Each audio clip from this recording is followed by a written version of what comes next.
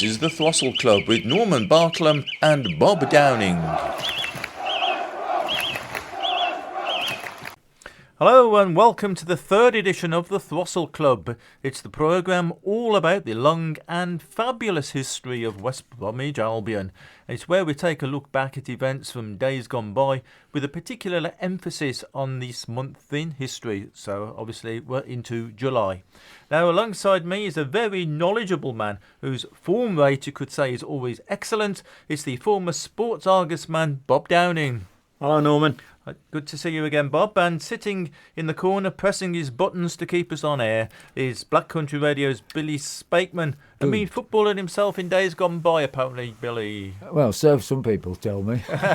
Yeah, now we're excited today, apparently, because we've got a special studio guest, none other than a man who has been called Mr. Albion. And many other things besides, but we don't need to go into that. It's none other than John Homer. What everybody, especially all my pals in Quarrybonk. So there you go. Now, our key interview today is with a former player who came through the Albion ranks from schoolboy to a first teamer, but his career was nearly ended when he had a kidney removed. Now, there's a clue as to who it is. Did you reckon? Yeah, that's Lyndon Hughes, Norman. Could only be Lyndon The Hughes, one and couldn't only. it? Yeah, one of the Smethwick's finest gentlemen. And after the recent England game in Malta, we'll be looking at the links between that country and the Albion. Now, shall I give you a little Malta teaser? No. No. Right. Okay then. Welcome to the Throstle Club.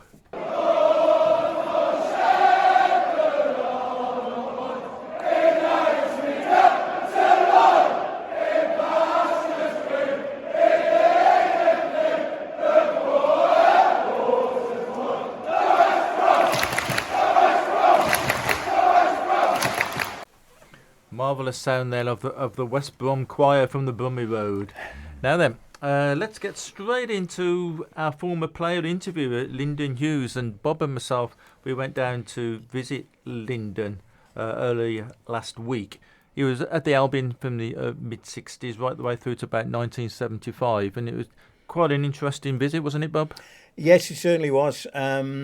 He don't get out very often now because of certain problems he's got, but his mind is still really active, and he's remembered so much about the Albion and his own career. Yeah. Can I just interrupt? Did he remember upending me at Smethwick Park on a Sunday afternoon? He said there was a little. He always remembers a little kid. He said who was always snapping at his ankles. So I thought I'd give him one to remember. Give him one to remember me by. Animosity was watching from the sidelines. All big kids, though, weren't up to the same standard as Smethwick. Now, Lyndon talked about Holly Lodge, which is a school he went to, and also his junior school in his early career for the Albion. And this is his reminiscences really, of his early days.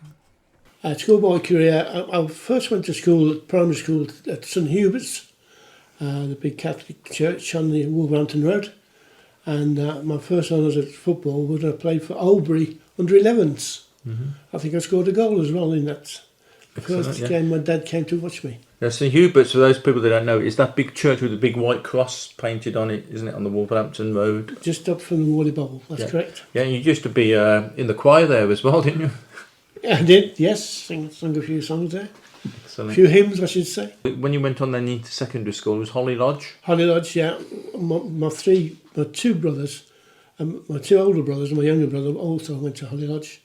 So we had quite a family there all at once, really. Mm-hmm. Was there anybody in particular that picked you out to be a potential footballer? I had two really good sports teachers, Eric Quance and Malcolm Burgess. Fantastic sports teachers. Renowned really in the Midlands, and they were very good. They helped me a lot. In fact, Eric once he wanted me to be an athlete rather than a footballer, but he insisted on running. I was a champion sprinter for Birmingham schools, but he wanted me to run cross country as well. You preferred the football? I did, yeah. And in fact, he made me run cross country for the school 4 miles before I made my debut with West Bromwich third team. Oh, God. In the afternoon, so I was against men, against people that in those days, the third team, used to have players, first team players that were recovering from injury. They used to play in the third team on the way back. And so you had first team players there. And I was a 15-year-old schoolboy who'd run 4 miles cross country in the morning before making my debut against seasoned professionals. So thank you, Eric. There's a cut-in in the Sports Argus from November 1965, and it says, "Call him 6-hit Hughes." It says that was the fantastic feat of Lyndon Hughes, who netted all the goals in Smethwick's 6-2 whipping of Hereford in the English Schools Trophy Round 3. That must have been a great occasion for you. It was, yeah. And especially being at Hadley playing fields with a proper stadium. Well, it's only a small stadium, a proper stadium. It was great to score 6 goals. I think I scored 3 with my left foot. I think I remember that. And 3, and no head. I normally scored my goals with my head, but I scored 3 with my left and 3 with my right, I think, if I remember right. When you were playing schoolboy football, and you were so, obviously so good, were you aware of any scouts that were coming after you or looking at you? Yeah, I'm very much aware, but I'd signed for West Brom when I was 12. And so that tended to put a lot of the other scouts off in those days. You wouldn't put them off these days. But in those days, you used to put people off. I signed associate schoolboy forms with West Brom when I was 12, so that was very much it, really. Although scouts did still come. I went to Tottenham to have a look round. Although I was a West Brom schoolboy, but Tottenham were very persistent, the most persistent club after me. And Bill Nicholson was very persuasive. He said he wanted me, he'd seen me play. He wanted me. And my dad and, Bob, went down to Tottenham and had spent the day with Bill Nicholson watching a first team game and touring the stadium. And he made my dad a good offer. I don't know what it was. Yeah. But I was already signed for West Brom. I wanted to go to West Brom anyway because all my friends were there, so I went to West Brom. Right. Brilliant. So who was there at the time then? Any names that we would know today? At Tottenham? At West Brom when you signed for them? When I signed, well, funny enough, I used to, my brother was a West Brom supporter. He used to take me to West Brom every Saturday. And my dad used to take me to Villa Park every other Saturday. So I was brought up really with West Midlands football. But I used to watch, my favourite watch was Derek Kevin. And then from Derek Kevin came Geoff Astle and John Kay. So I watched them as a schoolboy. And then to answer your question, when I signed for West Brom, they were still there in the prime. In fact, we won the cup in 1968. Just tell us a little bit about when you were an apprentice and what you did sort of day to day, because that was back in the day, of course, when players' boots were cleaned by the apprentices and the likes, wasn't it? Well, as an apprentice, we used to report to a guy called Dave Matthews, and West Brom fans and players all know Dave Matthews. He was there for a long, long time. I think he passed away several years ago. And as an apprentice, we used to report to Dave, and he used to give us the boots to clean. And he used to take us out to the Hawthorns and give us the paint and brushes to paint the metal railings that surround the Hawthorns, and also the crush barriers we used to have to paint in close season. And which they don't do it these days. I don't believe they do that. No. And you never objected to it because it was just the done thing, wasn't it, I suppose? It's done, yeah. Ever since the apprentices had done that work, done the maintenance of the ground. We also seeded the pitch and watered the pitch, cut the grass even. Yeah. Or helped to, when they didn't cut the grass, we cleared the cuttings away, that sort of thing. Yeah. The maintenance of the ground was down to the apprentices, Dave Matthews and the groundsman. Fantastic. What about your training? There was a character called Jimmy Dunn, I think, wasn't there? Jimmy Dunn, yeah, he was a great fellow, Jimmy Dunn. Scouser, ex-publican. He came as a trainer. He came up with pub work and came back as a trainer. And he was a fantastic character. He used to call me Yozza Hughes. And that's from the boys from the Black Stuff, isn't it? Yeah, that's right, yeah. And he was a great guy, Jimmy Dunn. Yeah, some interesting stuff there for Lyndon Hughes about his early career. And he mentioned Jimmy Dunn, the trainer, and he was quite well liked, I think, wasn't he, John? Absolutely. I mean, he was involved with with Lyndon and the 1969 FA Youth Cup squad, wasn't he? And he was a trainer there. And he graduated the first team trainer eventually. He won an FA Cup winners' medal with the Wolves in 1949. His father played for Everton and won the league championship for Everton as well. So he was a real good footballing stock. And I know he was a very influential character to a lot of the lads like Ali Robertson and Ace Hartford, Len Cantello, Lyndon himself, and Jim Alton, of course. That was a pearl of a side, coached by a great youth team coach, I think. Yeah, brilliant. Yeah, I didn't know much about him until today. That was great. Now, yourself, of course, tell us a little bit about yourself and how you became an Albion supporter and what it means supporting the Albion.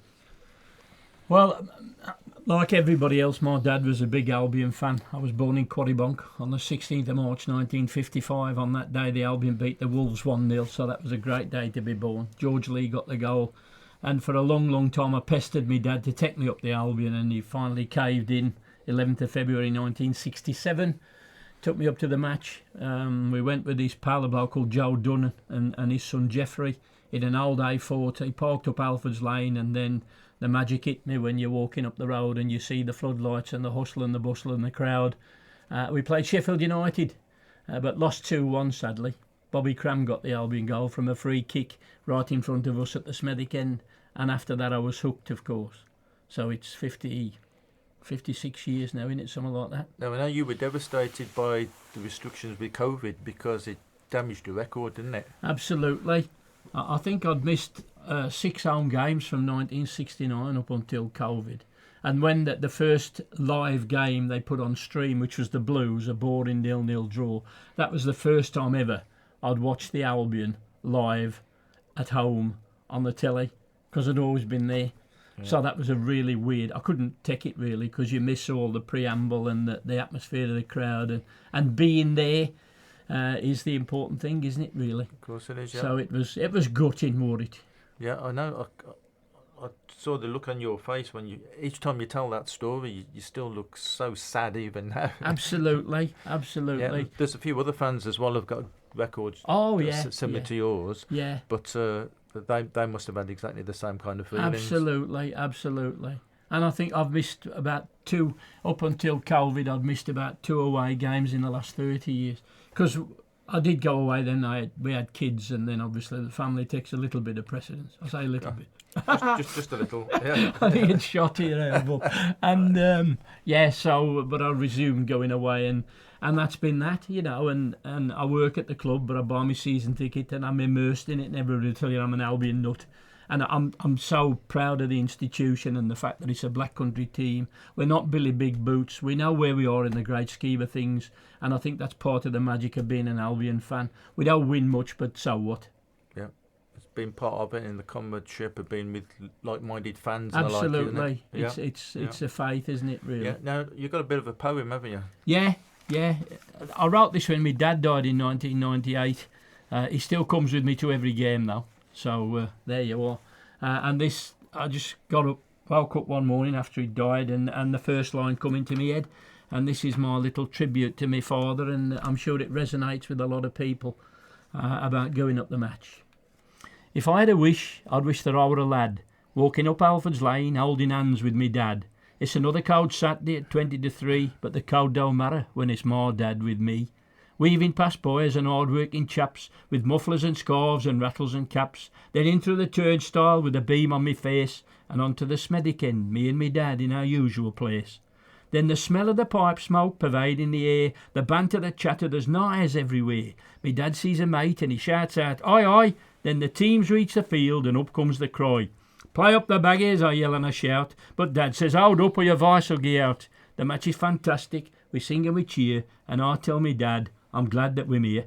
At the end of the match, I chant and I sing. Brown scored the winner, but Astor's the king.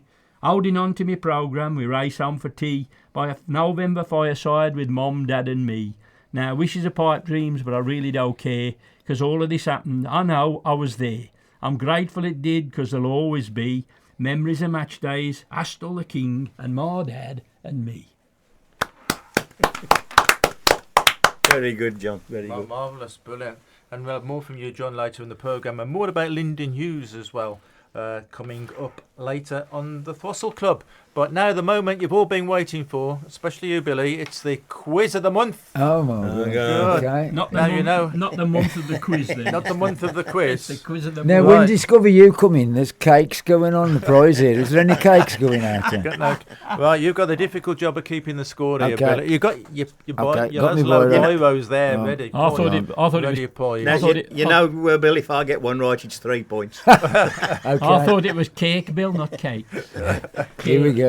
Right, here we go. So, Does this happen to everybody? open to you No, two. you two. Over to you two. You too. Oh, God. Right, Forget Bob, Ken Bruce off Radio 2, mate. This is a proper... this is proper this is jobby. a proper quiz. None of that. Proper none quiz. of that kind of stuff. Okay. Right, all about things related to the Albion in this particular month in God, history. blimey. So 10 questions. 10 questions. Yep. So here we go. So shout out the answers. You ready there, Bill? Yeah. Okay, number 1 then. Who stepped down as the Albion club secretary, come manager really, in July 1948? Fred Fred Evans. Everest. Fred. Ooh. Oh, I think that was a tie. Do you Give reckon? him a point each Yeah, for point that. each. We Yeah. give him a point each. Number 2, in July 2003, so that's 20 years ago this month, Albion signed James O'Connor from Stoke. And who else did we sign at the Who same else? time from 2003. Crewe? Brett Robles. Rob Hulse. Yeah. Good, Rob Hulse. Number 3, in July 2004, Gary Megson signed somebody from Birmingham City. From Birmingham City. Ooh. Not Darren Carter. No, you got the first name right. Darren Ferguson.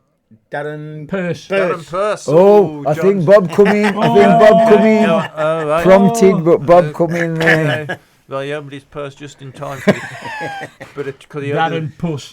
Don't give him any clues, John. he opened his purse because he thought there was going to be some change in the Yeah. weather. Oh, I don't God. like these modern questions. Okay, I'm an old Don't ever go on the live at the Apollo. No. number 4, in July 74, Geoff Astle left the Albion to join Dunstable. Dunstable. I think I don't know. Do you reckon John was slightly. Yeah, John then, give that Okay. one to John. Number 5, in July 69, Albion signed Alan Glover from QPR, partly exchanging him for which winger? Chippy Clark. Jimmy Clark. Well done, Bob. Oh, well done there. Quick, off number the 6, Albion were runners-up in which competition What? in July and August 71, organised Watney by Cup. Brewing Company, Watney Cup indeed. 7. in Boozy, you see. It's a boozer. Yeah. Goes in Watney's comes. No, never mind. Yeah. Let's not go there. Number 7, in July 2021, Alex Mowat signed from Barnsley, becoming the first signing of which new head coach? Ismail. Malverley. Ooh, Bob. Bob. Yeah. Bob's just in. 8, which Albion manager was sacked in July 99? Dennis Smith. Dennis Smith. Oh, is this the last question now? This is 9, number 9. It's 5. Oh, no. In July 20... You're getting too excited here, Bill. I know, it's Right. getting close. This is not out of shape for him yet. In July 2014, Albion broke their transfer record, paying £9 million for which Nigerian flop? Ajay. Brownie J. Brown Brown Eyed Eye, Eye. yeah. Brown Eyed Eye. Yeah, and number 10. Who got that then? No, because Him. John got that one. oh, John And got that one. You give me the. 1, and- 2, 3. You've got to get this in because you get 3 for this one. You get 3 for this. And I number, do, He yeah. does, shout out. Sorry. number 10, in July 2019, which Nigerian international signed for Come on. Albion? Semi-AG. Semi-AG. Oh, 3 points! 3 points! Oh, well done. 3, 4, 5, 6.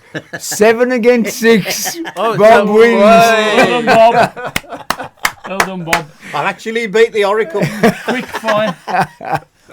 There we go. I had to get up early. My brain ain't started. Now, Semi-AJ, his full name, he's got 27 letters in his name. Good grief. And I think he's the second. What's that semi-alphabet, Jay? It's, Oh, no, it's yeah. 26 letters in the alphabet. then. And there is another player, though, we've had in recent years, who's got 46 letters in his name. War Stevens was it to become No. Chrissy Wicky Recent Wacky? years. Now- Don't, hang on, don't. In recent years. Yeah. Not 46 Not letters. Carnu. Not Carnu. No. No.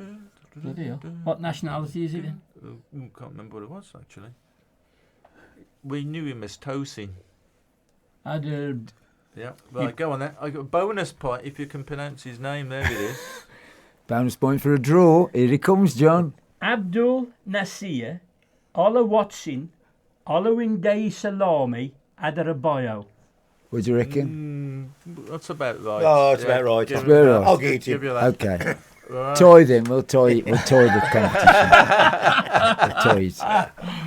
But there's even more. There's a There was tiebreaker. one player who got 57 letters in his This name. is Trevis, isn't it? Yes, Bosco got it. in John's got Trevis, Yeah. Yeah, Arthur, Stanley, Sackville, Redvers, Trevor, Bosco and Griffith Travis.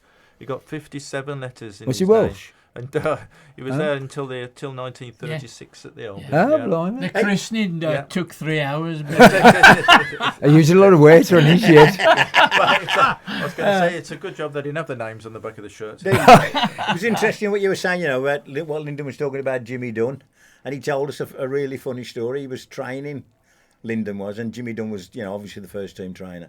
And he called Lyndon over and he says, Lyndon, oh no, Yozza, he called him, as I said, Yozza. And he said, what? He said, Dave Bowen's just been on the phone. You've been picked you've been picked for Wales under 23. yeah. And he said, what do you mean? He said, he's picked you for, he said, you can play for the Welsh under 23. He said, of course, I'm English. He said, captain England youth. How can I play for Wales? And Dave Bowen thought with a name like Hughes. Lyndon Hughes, he'd got to be Welsh. We've got to be Welsh. Yeah, bloody hell. Yeah. So some interesting names cropping up there in the quiz, and also the Watney Cup. That was interesting, wasn't it? The new rules for offside that they trialled. Yeah, it was level with the penalty area, wasn't it? And it was for the top scoring teams in each division that didn't qualify for Europe or weren't promoted. So we played Wrexham in the... We were bound to get into it then, weren't we? Oh yeah. But funnily enough, the following season when Don Howe was appointed, for the first time in our history, we failed to score 50 league goals in a season. You know that? Oh, right, is that right? Yeah. Right. And the Watney Cup we played at Wrexham Racecourse Ground, which was a venue we didn't visit very often, and then we played Halifax at the Shay, which was our first visit there. Yeah. And then Colchester in the final, who were captained by our old player Bobby Cramp. That's right. And we also then we signed their goalkeeper then, didn't we? Graham Smith. Yeah. And there was a chap who scored a penalty for them, a lad called Phil Bloss. We took him on trial, but that didn't work out. But Don Howe always reckoned Graham Smith was his worst signing. Well, he just signed him on that one game, really, didn't he? Yeah. And we'll talk more about the Watney Cup next month, because the final, that'd be Colchester game, was in August, so we'll talk a bit more about that. Now, another Albion player that was born in July was Jim Sanders, which is the goalkeeper. He played in the 54 final, didn't he? Yeah. You must have met him a few times. Oh, yeah, he was a smashing bloke. He always carried his cup winner's medal on a chain around his neck wherever he went. Yeah. He even went to sleep in it. He would not part with it. And of course, it was a career that was resurrected, wasn't it? Because he was injured while he was serving with the RAF. In the war. Now, funny you should say that, because we've actually got a clip. A good Stato friend of mine, Colin McKenzie, has got some good memories of Jim Sanders, and this is what he told me about his memories of Jim earlier. Jim Sanders, he'd got an interesting war record as well, and in a way, that was part of how it affected his game when he got back after the war, wasn't it? That's right. Jim served with the RAF and was shot in the back twice, and he always received a disability pension for all the years he played football at the Albion. So technically speaking, we had a crippled goalkeeper for about 8 years. But no, he was a great bloke who went on to keep a pub in Perry Bar called the New Crown and Cushion on the corner of Aston Lane and Perry Bar. Oh, right. And you could always pop in and have a drink with Jim. Yeah, he was a good guy. And the fact was, he was so proud of playing for the Albion and so proud that he'd won the cup that he never took his medal off. People didn't always realise that. And later life, his war injuries caught up with him, and he used to come to the games in a wheelchair, pushed by his great mate Derek Kevin. But if you recognised him and asked to see the cup final medal, I always used to say his shirt was off faster than Superman in a phone box, because he was so proud to show you that. When did he pass away? Do you remember that, around that? I know he came to a couple of Player of the Year nights in the 90s, so it was around that particular period. Right. Right. I can't remember the exact date, but yeah, it was a sad day when he passed on. So we had two real good goalkeepers, didn't we? Jim Saunders and Very and Norman competent Hill. goalkeepers, yes they were actually, and if you got in, you were difficult to shift until you had a bad game, and then the other bloke could come in, and he was difficult to shift until he'd had a bad game. All got injured. Yeah, all got injured as they did in those days. This is the Throstle Club with Norman Bartlam and Bob Downing. Now then, recently, of course, you'll all know that England played in Malta and won 4-0, I think. It was a great game. I was there along with many other Albion fans as well. And whilst I was over there, I took the opportunity of looking into some of the links between West Bromwich Albion and Albion players and Malta.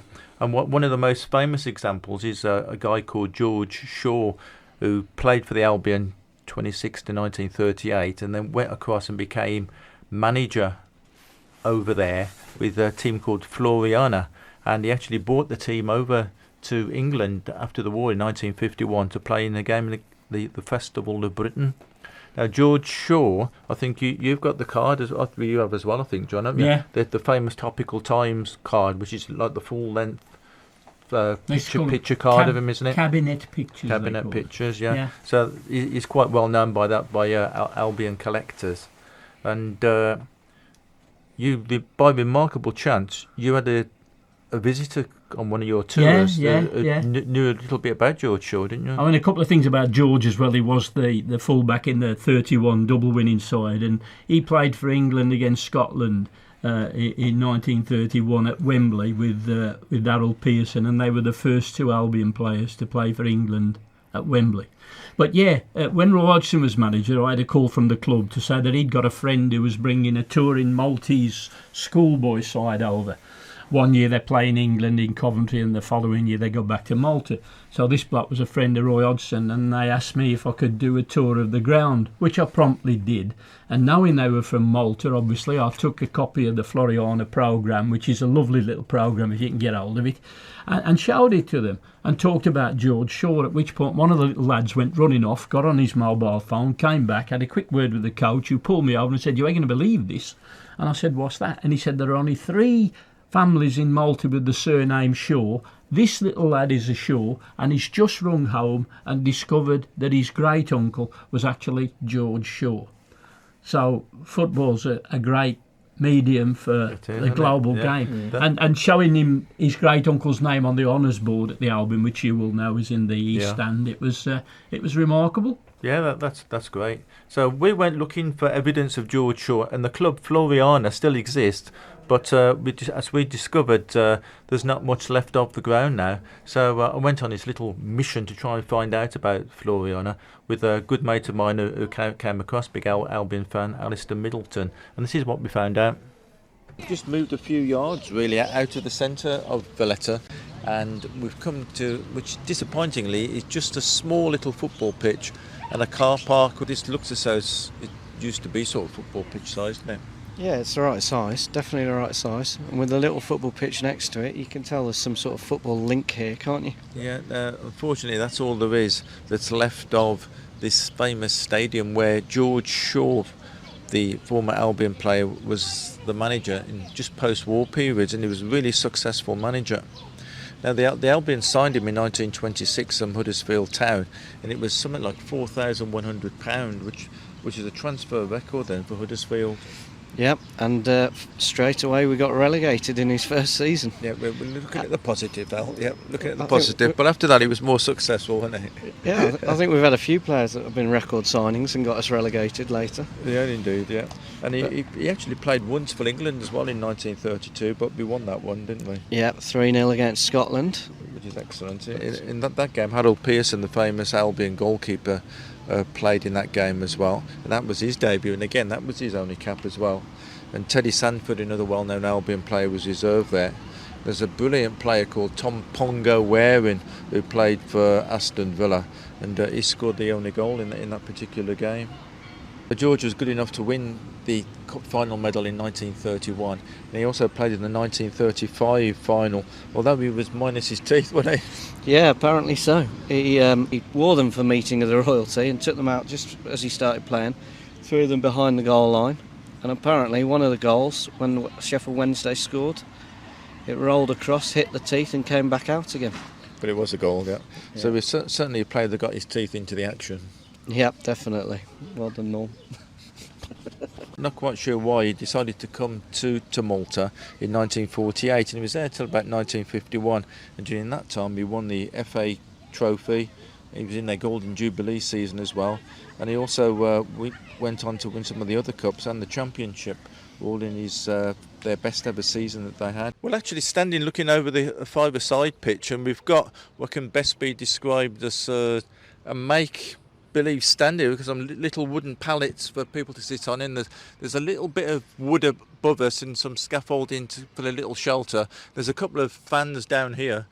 So all the official matches of Malta happen either in the National Stadium or the Paula Stadium as well. Now we got this five-a-side pitch here for the youngsters to play and train at. Now just across the town, just by the little church, just slightly up the hill, we're walking up there now, there's this magnificent building. Nice little green door and a club badge. So let's go in and have a look.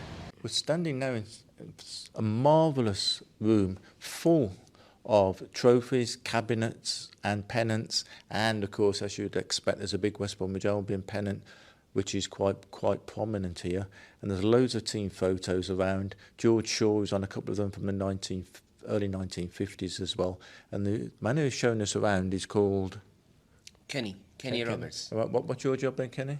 Here I'm part of the FFC media, but I always love to read and learn about the history of our club.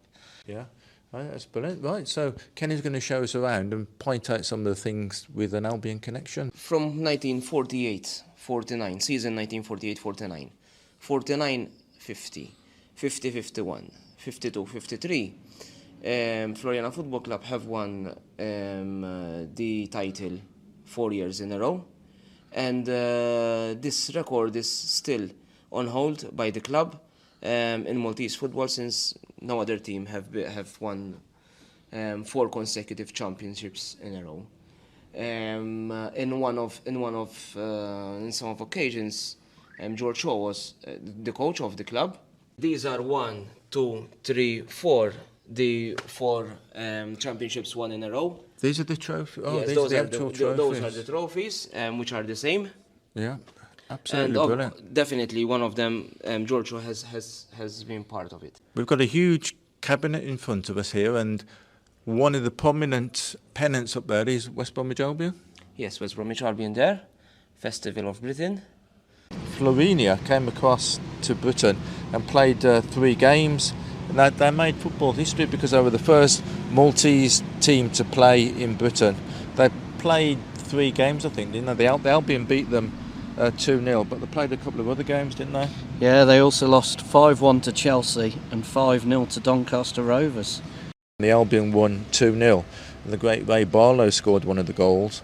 And the Argus at the time said Albion's finishing, and their goalkeeper was so good rather, that he made 10 really good saves to keep the score down to 2-0.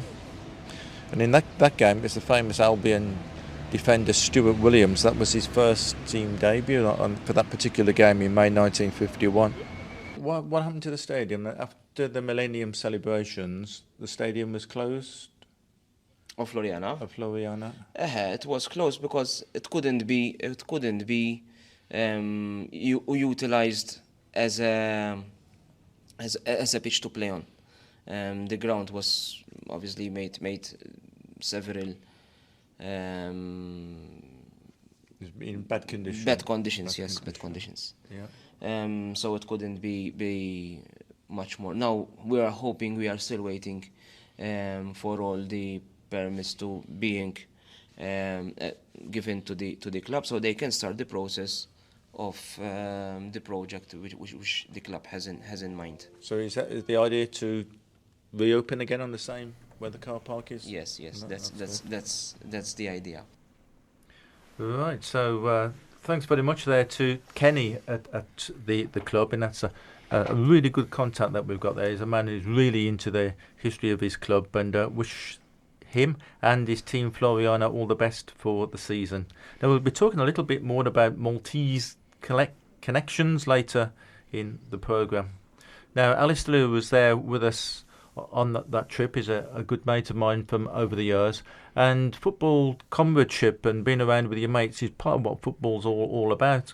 And 10 years ago, a good mate of ours called Richie Brentnall, who had moved across to Spain, unfortunately he passed away over there, and every year since a certain group of Albion fans have been across to sort of commemorate him and raise a glass to him, really.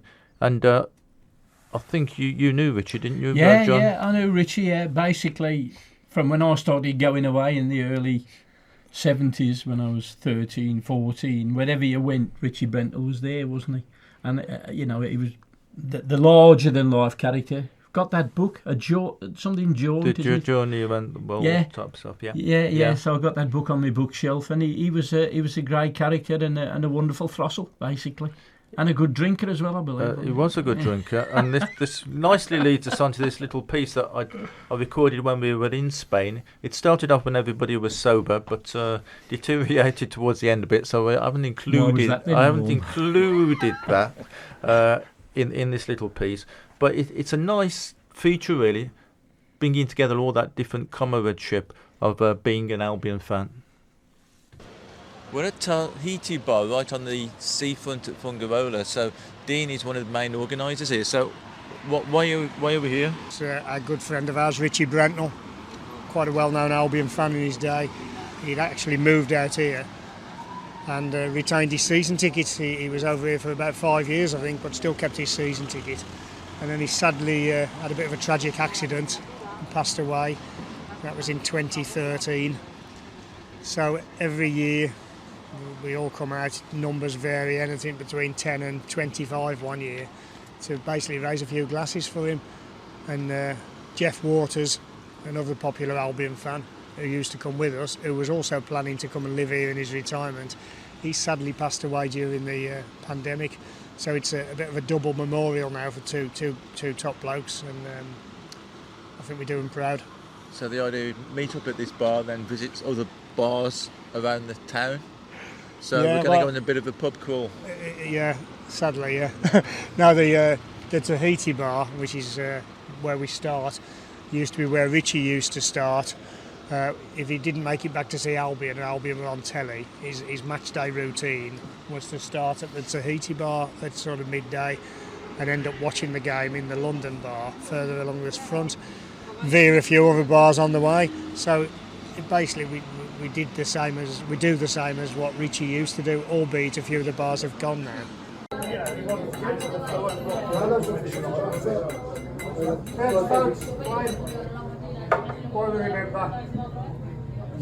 Richie and Geoff. And we're at a bar called Bad Ass, which has got a big donkey with its back heels up in the air as its emblem. You've got can of Fanta, mate. What's going on? Oh, bad night last night, no. You've got standards to keep up to. Everybody looks up to you. You're supposed to be man to take the drink, mate. What's happening? I will do later, Norm, I promise. It's not good enough, is it, then?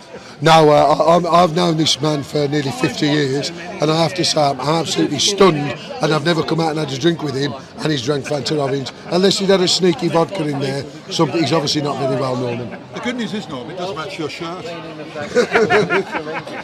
And we're heading for one now, Danny's Bar, otherwise known as Majesty's Bar, and Danny has already got the Liquidator playing. He must be expecting us.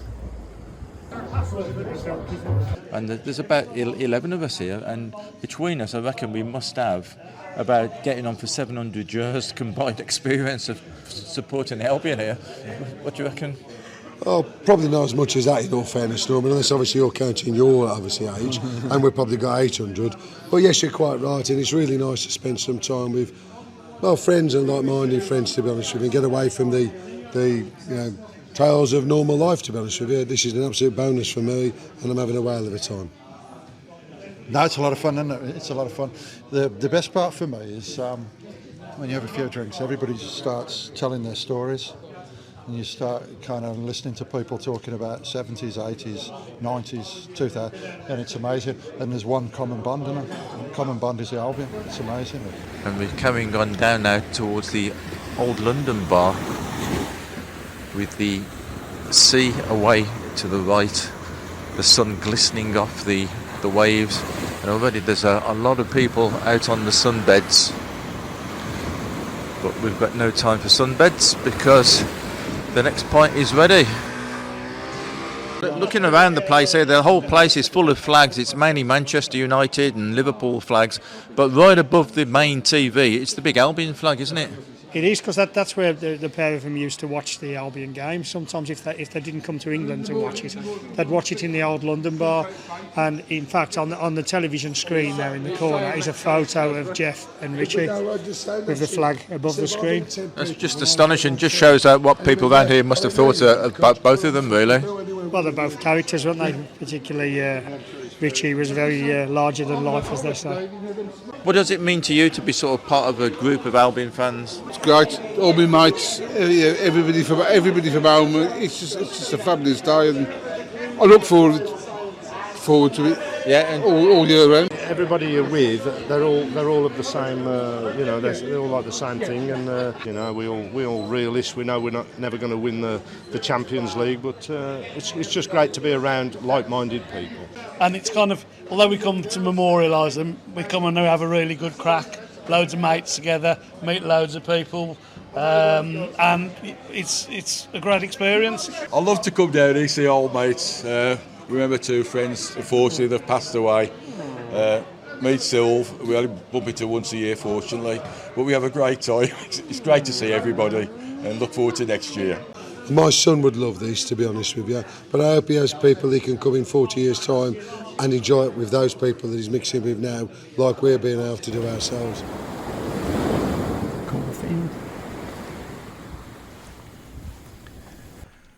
Yeah, so I really enjoyed that trip and enjoyed putting that little piece together as well, all about comradeship, what it's like being an Albion fan with your mates out and about.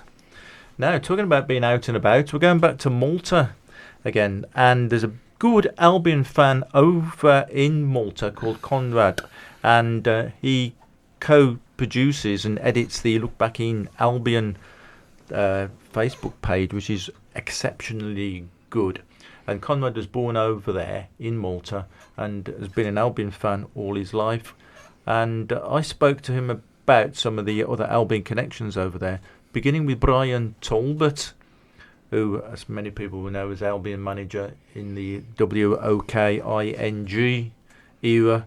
And this is what he had to say about him, and also some surprising other names of ex-Albion players that have played in Malta.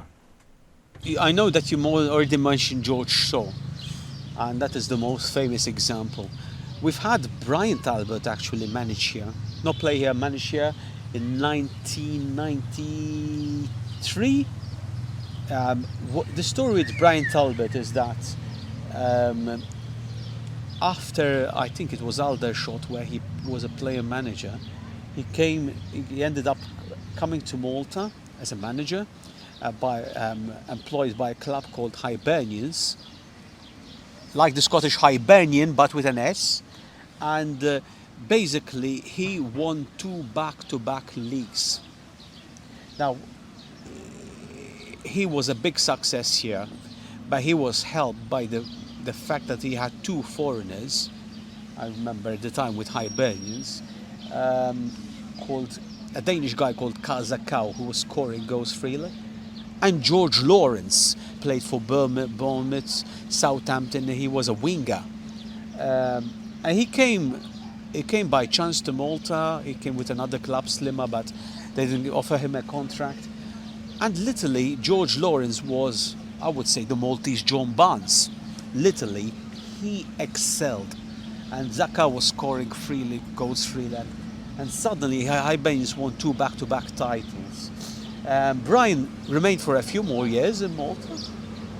He once was, I have to mention that in his first season here, he was actually interviewed and met the Malta Supporters Club and gave a bit of background of what happened to him at the Albion, including that Stuart, for those who remember, that Stuart Pearson was actually not the most loyal of assistants.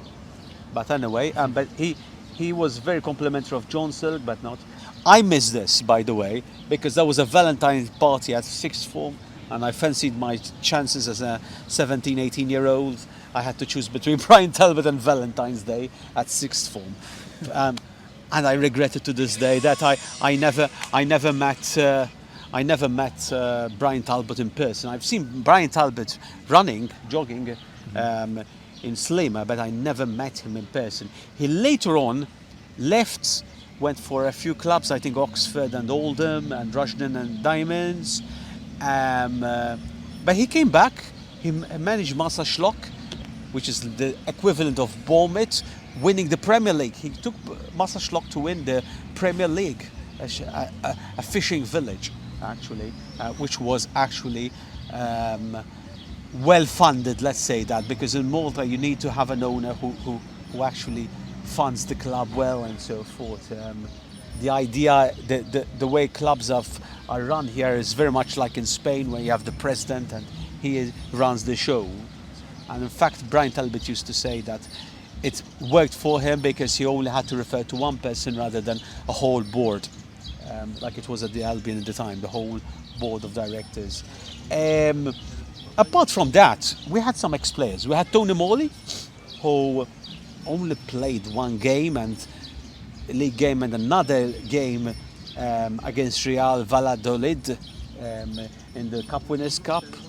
And Tony Morley, actually, in this game, this away game where the team Hamrun Spartans lost 5-0, changed his shoes 5 or 6 times. And I remember years after I came across him and asked him, why did you do that? He said, because they didn't have a shoe that fitted my own foot size, so I was being given different types of boots, and they were giving me hell.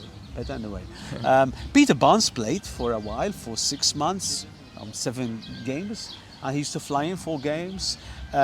Years after Mark Briggs, some might remember him as an academy and reserve team player, midfielder. I think he's in US now. He played for a team called Mostas, the midfielder. Craig Beattie played a couple of times in Malta with a team called the Booch Rangers, which is a village close to where I live, and they were in the Premier League. And more recently, I think he's still on the books, Stefan Cessignon, until last season, and probably this season, he's 36, 37, played for Sirens. Sirens is it's more of a water polo club, but they have a oiled funded football club, which is now in the Premier League. It's a club coming from St. Paul's Bay. Stefan Cessignon actually plays for them.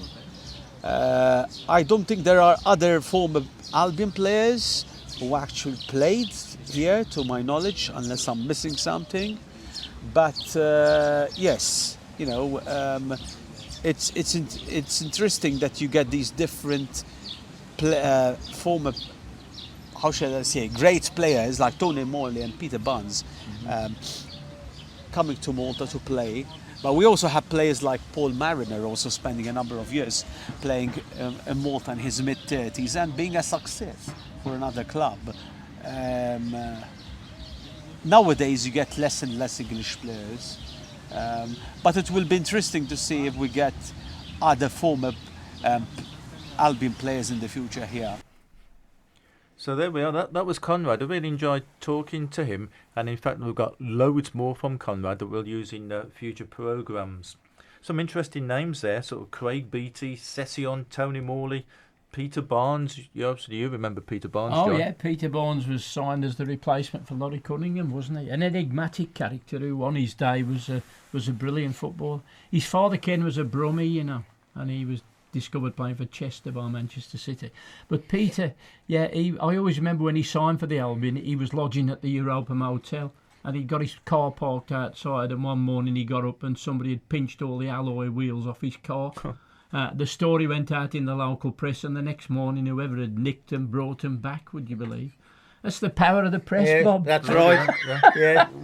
Give us the ammo, we'll produce the goods. Was he heavy carrying them wheels back, Bob? Yeah, so... Yeah. Postscript to Malta, we won 2-0 against Floriana, by the way. Oh, so yeah. we ought to let people know. Indeed. Yeah. Indeed. Yep. Right, we're going to return to Lyndon Hughes now to finish off the programme. And people of the certain age that were there in the 70s will be aware of this story, but it was one of the big medical stories of the mid-1970s, really, or early 1970s. Remember, we had the Asa Hartford thing, The hole in the heart. Which was a pinhole, basically, that day. Yeah. So it wasn't as bad as it may have appeared. And the one about Lyndon Hughes, of course, was his kidney, because he had the kidney removed. And in those days, Bob, I think it could have potentially ended somebody's career. Oh, yeah. When he was talking about it, it's amazing, really. We got sort of the waiting list now for the National Health. I mean, now footballers don't have to wait on the National Health. It's all done privately. But Lyndon actually went to see the doctor, was diagnosed with this kidney problem, and the next day he was in hospital having it removed. Blimey. Yeah, so... That's quick. Yeah. So let's have a listen to Lyndon talking about the build-up and the problems associated with his kidney. Now, your career almost came to a halt, didn't it, with this famous kidney problem that you had? So it's something you'd had for years, wasn't it? It was a defect from birth that I'd had problems with during my childhood, but it didn't come to fruition until, or surface, until I was 21. Then I had checks and they found out I had to take it out, but it was all done pretty quickly. I had tests on the day and then took it out the day after, so it had to be done pretty quickly before it became diseased. So the prognosis didn't look very good in those days. But as time went on and I felt stronger, expertise said that it's up to you. And the other drawback from my point of view was I couldn't be insured. Most players are insured against injury and finishing the career, but I couldn't be insured because it was down to my own risk. I had to risk, so I was uninsurable. So that was a bit of a problem, really. So have you been experiencing sort of pain after games and things in the build-up to it? Very intermittent pain. It lasted a day. And I've since found out that what I used to do, I used to go to bed for the day if I had the pain, but and then go the next day. But what I should have done is gone for a run, and I'd have been okay. It stops the kidney only works when you're resting. So if you go and do physical exercise, your kidneys don't work. So I've been told. Right. So how did the other players and management at the Albion deal with that then when you realised you'd got to have the operation? No, really, they were shocked because I was one of the fittest, if not the fittest guy at West Brom in terms of speed and endurance. So they were shocked. A bit like Asa Hartford, really, with his hole in the heart. Here's another one that was fit, and endurance was one of the top levels, and he had a hole in the heart, so they were shocked, really. So something that happens and something you've got to get on with. In terms of the press coverage, there wasn't loads of coverage, was there, Bob? Like today, it would be big headlines, wouldn't it? Yeah. I mean, I remember it obviously, and well, I mean, like everybody else, it was a big shock to everybody. But I remember John Wild's column in the Sports Argus. He mentioned it, and he said then, how upset and how shocked the rest of the squad were that Lyndon, who's got, sort of was a tremendous sort of athlete in his own right, had got to have a kidney removed. I mean, this was 1972, and that it was with Lyndon. It sort of, I think, as you said, you diagnosed the one day, you were in hospital the next. So it wasn't a prolonged thing. And then the biggest thing then that we were monitoring, obviously, when he came out of hospital and his progress from then on. And it was amazing, really, that, you know, that after having the sort of the kidney operation, you know, the way he came back and, you know, sort of was back playing football, and that was testament not only to him, but also to his fitness. I had to have 12 months off because they cut all the muscles at the side and took off the lower rib on the side. And then the muscles had to heal. And it took a good 12 months for them to heal. Yeah. So I had to have 12 months off. Then I came back as normal pre-season the next day. That's right, yeah. I just can't imagine what you must have felt like at the time when you realised you got to have the operation. Yeah, it was a big shock. Yeah. Oh, yeah. But you'd obviously got the determination to persevere. No choice. Get on with it. Play the cards you dealt. That's what you can do. So what kind of help did you have for your restoration afterwards? Were you sort of stood by yourself in your 12 months? Just a bit of light training I did. But couldn't do too much because the muscles had to heal, so I couldn't do a fat lot. I just rested up really. Didn't do much for 12 months. And then I gradually built, towards the end of that 12 months, I started to build up training till I was fully fit again. Yeah. But just rest really, rest and recuperation. Time heals a lot of things. Yeah, so it's quite sad there, but fantastic, wasn't it, Bob? They had the pluck and the courage and the determination to overcome the kidney problem. Yeah, he was. I mean, at the time as well, I mean, you've only got to read some of the press cuttings from the time, and, you know, a lot of times, you know, people were doing stories in the Argus, you know, the players, and they're always saying, you know, we just want to wish Lyndon Hughes the best. Yeah. And, you know, they did think a lot of him, and I know a lot of the staff thought a lot of him as well. Yeah, we'll be talking more about Lyndon and to Lyndon and hearing from Lyndon in future programmes. So thanks for inviting us round to see you, Lyndon, when we came round to see you last week. Now, a couple of minutes left in the programme because unfortunately, John, Billy only gives us an hour. You have to speak to Dave, he's the boss. Just an introduction for me. You can have as long as possible. So you do a lot of work at the Albion with dementia awareness and the Albion Hub and the Albion Foundation, don't you? Just tell us a little bit about that. Yeah, that started about 13 years ago with Edward Street Hospital, the Therapy and Recovery Unit, where they asked me in to see if I could do sessions, Albion memory sessions for patients with Alzheimer's and dementia. And although I was a bit apprehensive to start with, it's turned into a very, very rewarding exercise. Every Wednesday now, for the last 13 years, or the last few years, it's been held at the Media Suite at the Albion. And we get patients along who are consultant referred. The consultant believes that it does help them along the way. And it does, because it helps them to bring back memories that they think they forgot. And we get former players there and personalities, radio personalities, people like Bob, ex-journalists, and it's as I say, it's a couple of hours on a Wednesday afternoon, and it really is tremendous. And I'm really, really grateful and to all the people who helped me along with this, with the foundation as well, and to all the guests. And I have to say, it really is a privilege to deal with these people, because they're so their experiences. You know, they give you a different angle on life. Yeah. It's wonderful. It really is good seeing people come alive, because people in the later stage of the dementia often go a little bit quiet and a little bit withdrawn. Absolutely. And you can see them coming to life again, as it were, as their past is unfolding. My funniest story, though, was the chap I said to him once, what did you do in the 50s, 60s, 70s when the Albion were a great side?